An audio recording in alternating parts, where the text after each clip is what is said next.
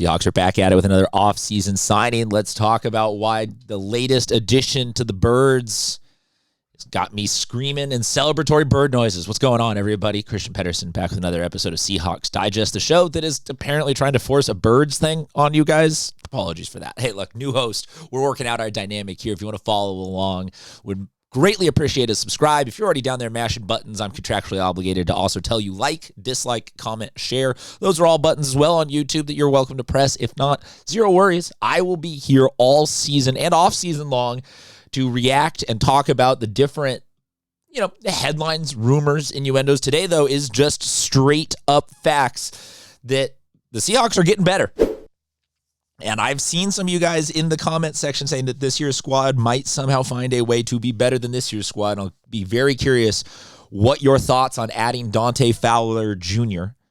to this conversation is. The veteran, although as a man in his mid-30s, calling people in their early 30s a veteran, it hurts sometimes, but that's neither here nor there, I suppose. The veteran edge rusher has maybe had some, let's call it fluctuation in the last couple of years, but I still think he is a fantastic addition to this defense. The numbers are probably also, well, let's two versions of the numbers. Let's talk about the contract numbers first.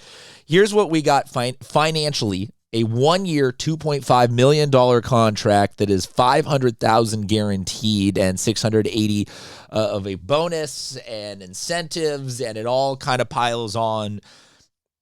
NFL contract situations are sometimes super hard to look at in passing because really that $500,000 is the base. Like that's the number you got to say that we picked him up as, and then everything else on top of that is up to the football gods as to whether or not we're going to get around to actually making that.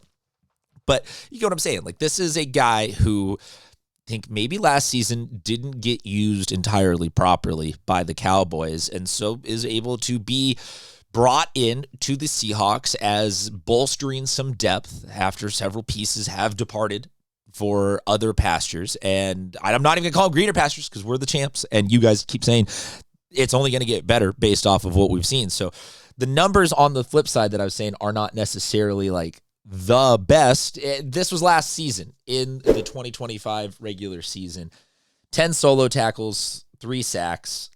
Okay, not fantastic. I think sometimes there is too heavy of a reliance, or maybe call it an insistence, upon stats like singularly defining a player when... And look, I get you can't just go off of feel, but I do think that even in the most analytically driven rooms of football consumption, you still can't go 100%, 0% into the camp of analytics over esoterics, the fact versus feel, as I call it. And so, okay, like, where do you guys rank it? Where do I rank it? It might all be different, but I think that sometimes there's a guy who can say, hey, look, my numbers might not be put me in the Pro Bowl, send me to Canton, but I am still an impact player. I'm an impact player because I don't get, shut down entirely. I don't get, off-field issues. I don't get negative vibes on the club. Like, I get that there's all sorts of that side of it that is harder to analyze, but I kind of just think that this is like the perfect background piece to be like, all right, we got our main guys, but now when we need to sub some people in and when we need those first couple guys to catch a break, take a breather, what are we putting in behind them? And to not fall off a cliff because we've overspent on premium upfront starting talent is like underappreciatedly important. The last couple of years, this could also maybe go to talking about what some of the stats are for Fowler.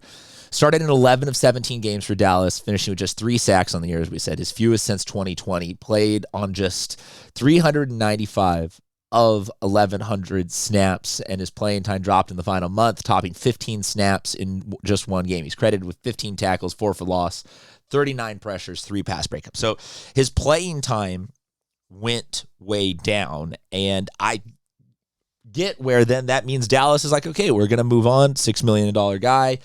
This just doesn't fully do it for us. But we're not asking him to come in and start 17 games and be a guy who's going to pick up 12 sacks and going to redefine the concept of edge rushing.